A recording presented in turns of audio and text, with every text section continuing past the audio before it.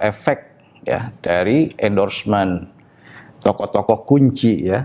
Jokowi mengendorse RK Suswono, kemudian Prabowo juga demikian, kemudian Anies dan Ahok mendukung Pramono Rano.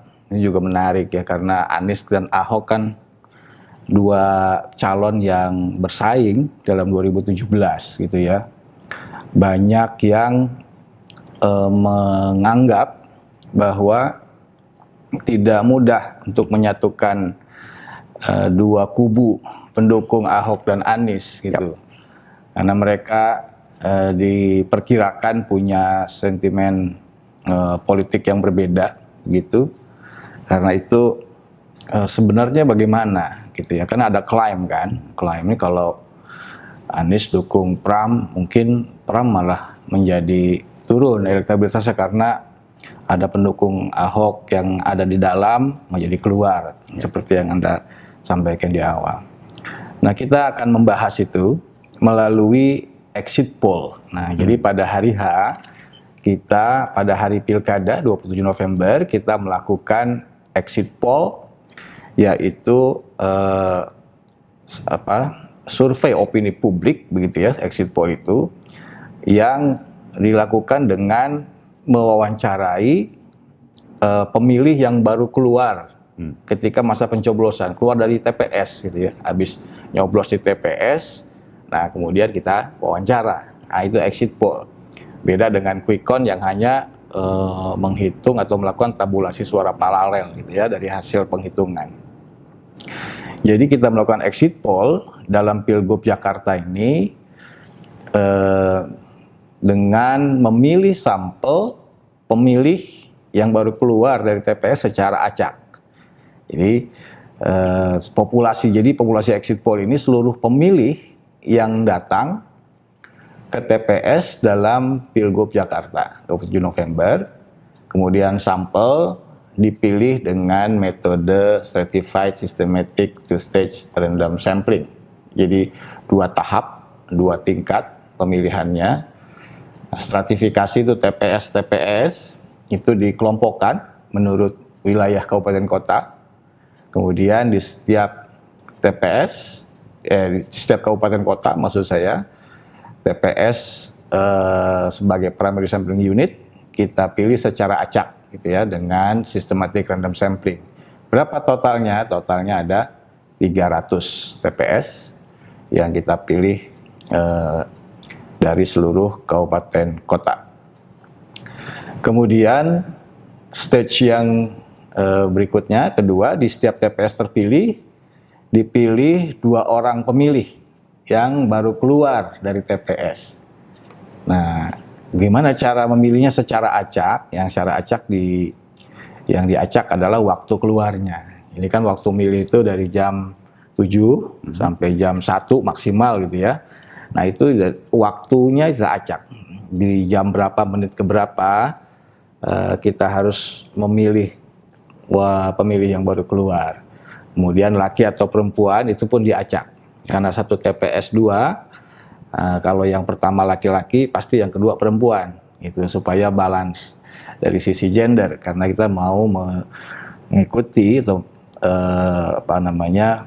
proporsi pemilih dari sisi gender yang menurut KPU itu juga sekitar 50-50 ya.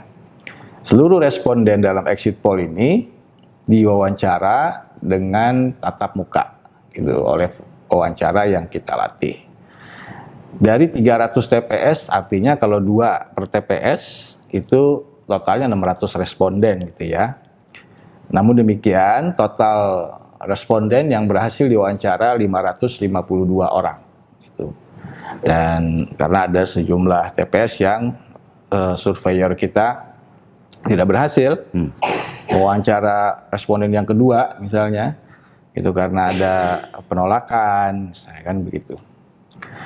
Margin of error exit poll ini plus minus 4,56% pada tingkat kepercayaan 95%. Nah, ini adalah flowchart-nya kepada pemilih yang baru keluar, responden dalam pemilihan gubernur Jakarta tadi, pasangan mana yang ibu atau bapak pilih atau tandai.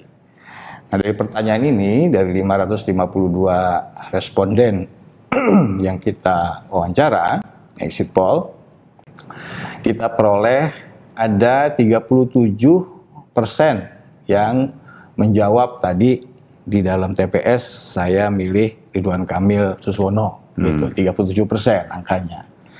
Kemudian ada 5,9% yang mengatakan tadi memilih Dharma Kun.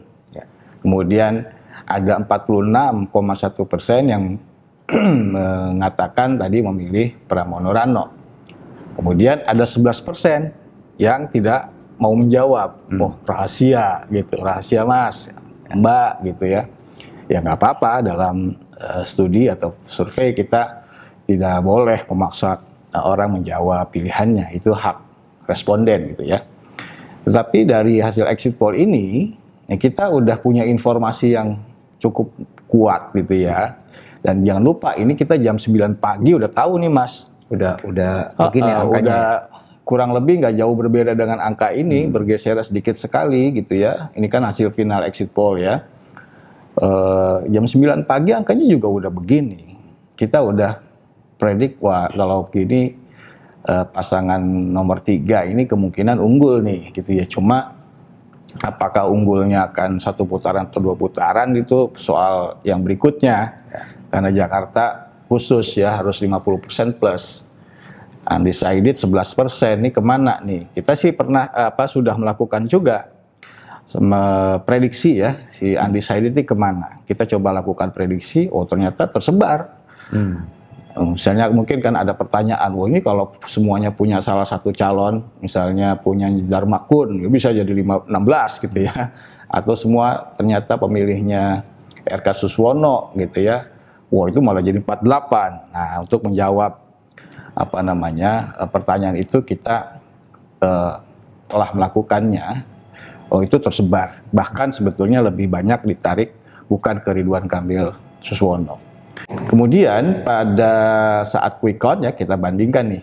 Jadi setelah pencoblosan kan kita melakukan quick count. Nah ternyata hasilnya Pramono Rano 51,03%. Dengan quick count itu margin of error-nya 1,12%. Nah karena 1,12% kita bisa mengatakan dari quick count itu Pramono Rano memang unggul signifikan ya dari RK Suswono apalagi dari Dharma Kun. Karena jaraknya itu jelas jauh lebih besar dari 2 kali margin of error gitu, lebih dari 2,24%. Tapi kalau bicara apakah 1 putaran 2 putaran di quick count kita bisa memberikan kesimpulan yang meyakinkan. Gitu. Belum ada bukti yang cukup gitu, cukup kuat untuk menyimpulkan 1 putaran atau 2 putaran. Karena kalau kita lihat rentang estimasi suara Pramono Rano itu dari 49, sekian persen ke 52, sekian persen. Jadi masih terpaut nih dengan threshold 50% masih terpaut gitu. Jadi kalau dibaca secara sangat negatif. Sama kita nih tentang endorsement ya. Dalam exit poll kita meneliti bagaimana endorsement ini berperan itu di dalam Pilgub Jakarta. Kita lihat satu persatu Mas Aidiman. Ini adalah data tentang endorsement Prabowo. Ya, berkaitan dengan endorsement Prabowo ini kita menanyakan 2 pertanyaan ya kepada pemilih. Yang pertama pertanyaan awareness, pengetahuan. Apakah ibu atau bapak tahu atau pernah dengar bahwa Presiden Prabowo Subianto mendukung pasangan M. Ridwan Kamil Suswono dalam Pilgub Jakarta sekarang? Itu pertanyaan kita. Dari pertanyaan itu 50%, sekitar 50% pemilih itu tahu gitu ya bahwa Presiden Prabowo itu memang mendukung atau secara terbuka mengendorse gitu ya RK Suswono. Ya, yang tidak tahu 50%. Jadi sebagian separuh-separuh lah ya, separuh-separuh pemilih tahu. Angka ini besar apa kecil untuk konteks Jakarta? Ya relatif ya, mungkin karena mungkin endorsement itu yang dilakukan secara masif mungkin beberapa hari terakhir ya menjelang pilkada, sehingga angkanya tidak sampai 100% orang tahu gitu ya. Mungkin kalau endorsement itu dilakukan jauh-jauh hari akan lebih besar sih. Jadi ini ya cukup besar lah ya, cukup banyak gitu, cukup banyak. Mestinya kalau endorsement ini punya efek yang sangat besar, udah cukup bisa mengubah keadaan tuh, gitu kan, 50% gitu ya. Lalu setelah itu pada mereka yang mengatakan ya tahu pernah dengar Prabowo mengendorse R.K. Suswono. Nah, pada mereka itu kita tanyakan pertanyaan lanjutan. Kalau tahu, menurut ibu atau bapak, apakah pantas atau tidak pantas seorang presiden mendukung salah satu pasangan calon gubernur? Nah, dengan pertanyaan ini kita dapat respons dari mereka yang tahu itu mengatakan pantas 57%, yang mengatakan tidak pantas 38%, yang tidak punya sikap 5%. Jadi endorsement itu tidak semuanya menilai secara positif. Jadi ada yang menilainya secara negatif gitu ya, 38% gitu. Yang menilai itu ya boleh saja, pantas saja gitu, 57%. Tidak semua gitu. Tidak semua menilai itu positif.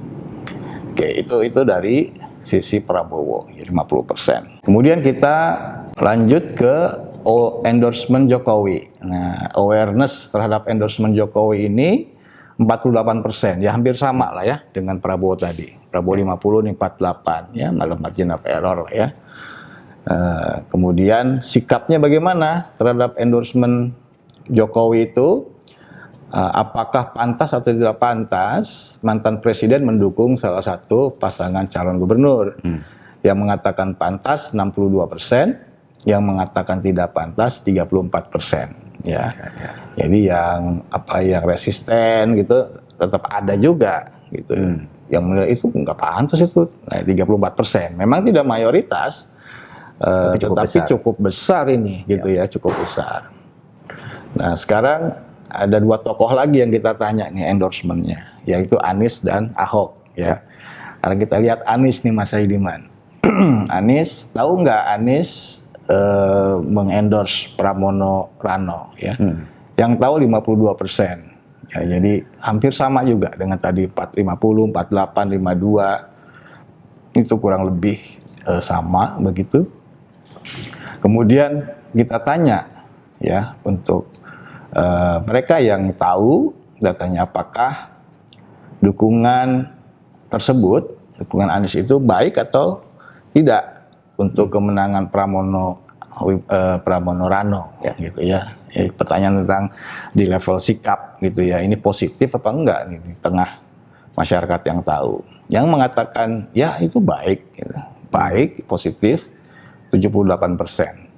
Nah, yang mengatakan oh itu tidak baik, yang resisten itu 16%. Jadi kalau kita lihat ya tidak semua juga yang menilai endorsement itu Anies itu positif gitu ya.